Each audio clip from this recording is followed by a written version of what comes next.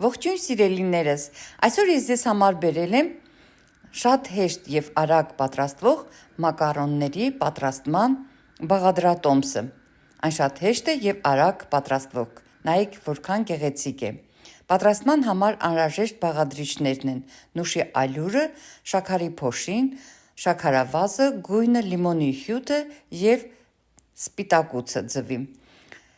Ապահովության համար բլենդերով շաքարի փոշին և նուշի ալյուրը խառնել եմ, մեկ ընդմերթ սիլիկոնե խառնիչով խառնում, որովհետև հարելու ժամանակ հակում ունի պատերին կպչելու։ Հարելուց հետո մաղով անց եմ կացրել և այս դեպքում մաղելուց հետո շատ փոքր քանակությամբ է մնում մաղի մեջ։ Այսպես թափահարելով պետք է պարտադիր մաղենք։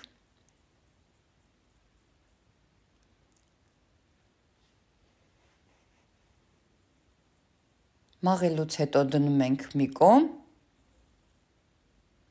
և պատրաստում ենք բեզեն։ Բեզեի համար սպիտակուցը պետք է լինի սենյակային ջերմաստիճան, ավելացնում եմ մի փոքր խառնելուց հետո լիմոնի հյութ, հետո աստիճանաբար հարելու ընթացքում շաքարավազը։ Հարում ենք այնքան, մինչև ստացվի պինդ ամուր բեզե։ Ավելացրել եմ գույնը, տվյալ դեպքում վարդագույն, և արդեն պատրաստ ենք խառնելու համար։ Վանիլը մաղով նորից անց եմ կացնում, մեր նուշով զանգվածին խառնում, նորից խառնում եմ, աշխատելով, որ որքան հնարավոր է գնդիկները վերանան, և գթալ մեր բեզեն ավելացնում ենք նուշով զանգվածին, խառնելով միևնույն ուղղությամբ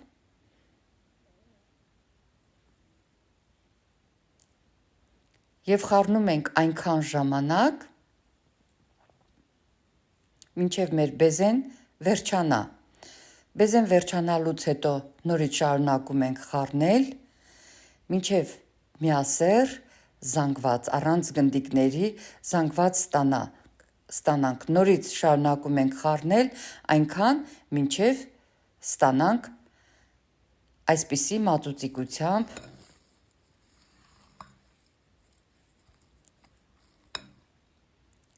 մասսա։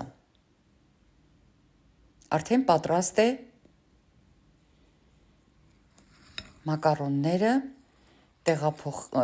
մակարոնները պատրաստելու համար։ Լցնում ենք կոնդիտերսկի պարկի մեջ, իսկ մինչ այդ ես ընդգծել եմ յուղաթղթի վրա, մեկ շերտ յուղաթղթի վրա մակարոնի չափերն եմ ընդգծել, իսկ երկրորդ շերտը յուղաթղթի դրել եմ, որպեսզի արդեն նրա վրա մեր մակարոնները թխեմ։ Անպայման պետք է այդ կոնդիտերսկի պարկը պահվի ուղղահայաց, որպեսզի գեղեցիկ համաչափ մակարոններ կարողանանք ստանալ։ Մեր մակարոնները տեղափոխելուց հետո թափահարում ենք մի քանի անգամ և թողնում ենք 1 ժամ, որպեսզի հանգստանա։ Իսկ նման բշտիկներից ազատվում ենք ատամի այս չոփիկների միջոցով։ Թխում ենք 150 աստիճան 25 րոպե։ Երբ թխելու ժամանակ արդեն առաջանում են նման ներքևի հատվածում նման յուբկաներ, նշանակում է մեր մակարոնները ստացվել են։ Թխելուց հետո հանում ենք, թողնում ենք լավ հովանա, նոր ազատվում ենք յուղաթղթից և նայեք, պետք է տակի մասը անպայման այսպես թխված լինի։ Մեր մակարոնները հովացել են և պետք է միացնենք գանաշի օգնությամբ։ կրեմի օգնությամբ։ Տվյալ դեպքում մեկը մեկի հարաբերությամբ եմ պատրաստել գանաշը, պատրաստման եղանակը նախորդ հոլովակում կա։ Եվ առաջի մակարոնի վրա կրեմ ենք դնում, հետո երկրորդ մակարոնով ծածկում ենք եւ այսպես բոլորը։ Սիրելիներս, նայեք, թե ինչպիսի գեղեցիկ մակարոններ են ստացվել։ Ասեմ, որ այս մակարոնները կարող եք երկար ժամանակ պահել սառնախցի մեջ եւ փակ տարայի մեջ։ Իսկ որպեսզի մի փոքր ավելի տոնական ստացվի, ես իմ մակարոնները ձևավորել եմ շոկոլադով։